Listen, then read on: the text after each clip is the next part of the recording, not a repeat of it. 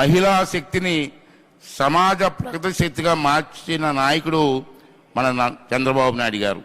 స్వయం సహాయక బృందాలు ఎస్హెచ్జిఎస్ బలోపేతం చేయడం ద్వారా, స్వయం ఉపాధి అవకాశం కల్పించడం ద్వారా, రాజకీయాల్లో మహిళా ప్రాతినిధ్యం ప్రోత్సహించడం ద్వారా ఆయన మహిళా సాధికారత విషయంలో చూపిన దృష్టిని ఈ సందర్భంలో మీరందరూ కూడా ఆలోచన చేయవలసినటువంటి అవసరం ఉంది. దానికి ఒక ఉదాహరణ చెప్తా.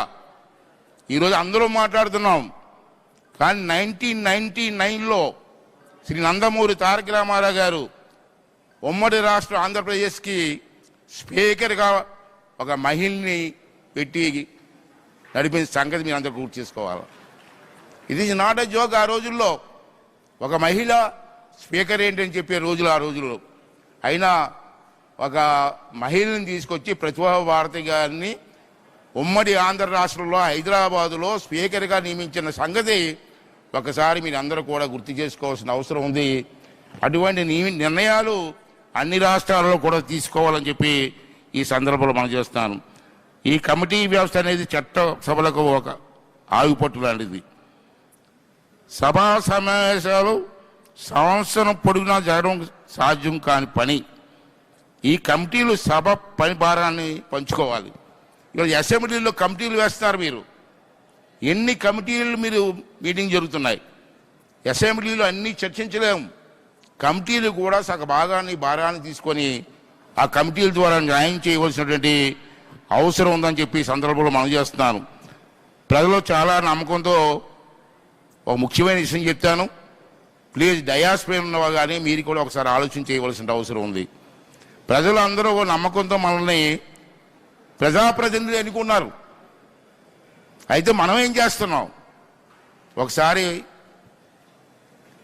హార్ట్ మీద చేయి వేసుకొని ఆలోచన చేయవలసిన అవసరం ఉంది.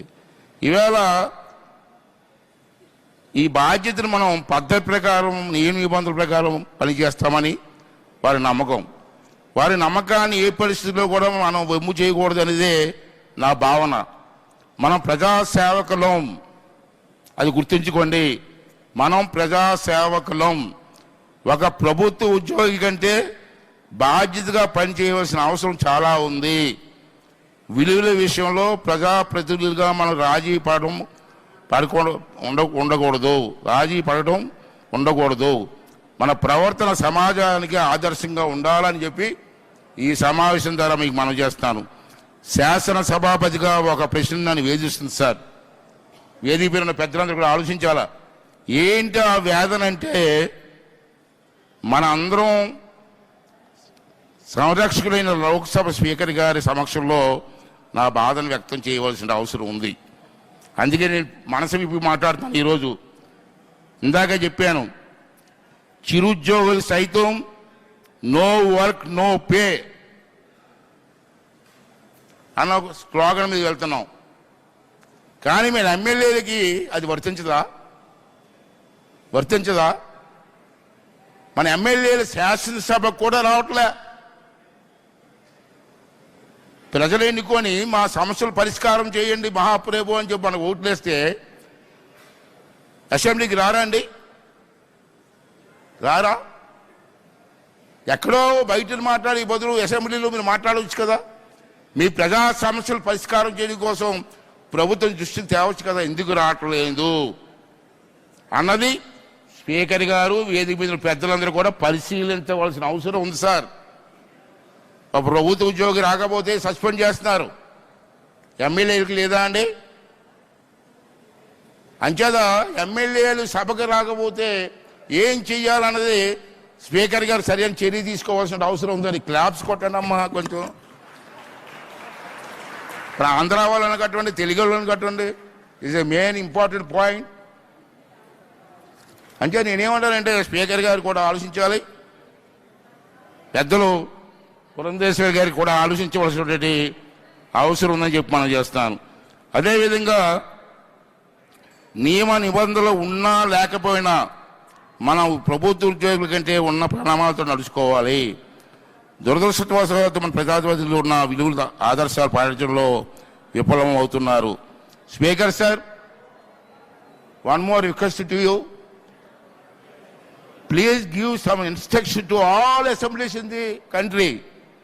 At least House must run at least for a year, 60 days for a year. In the year, 60 days in the year. Why can't we run? In some assemblies, yearly they're running for 35 days, 45 days.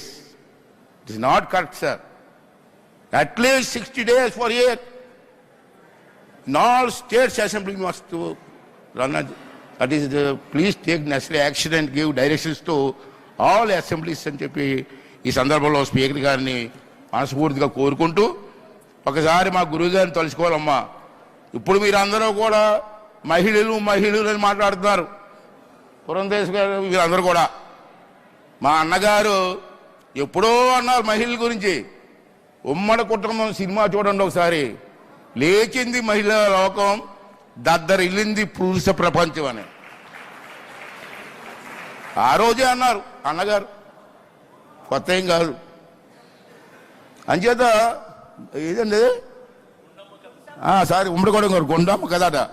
అసలు చూడండి picture చూడండి. ఆ రోజు NT Ramarao గారు అన్నారు లేచింది మహిళా లోకం అని. అంటే మీ అందరూ మహిళలు కూడా ఈ సమావేశంలో టైం వేస్ట్ చేయకుండా డిస్కషన్ చేయండి.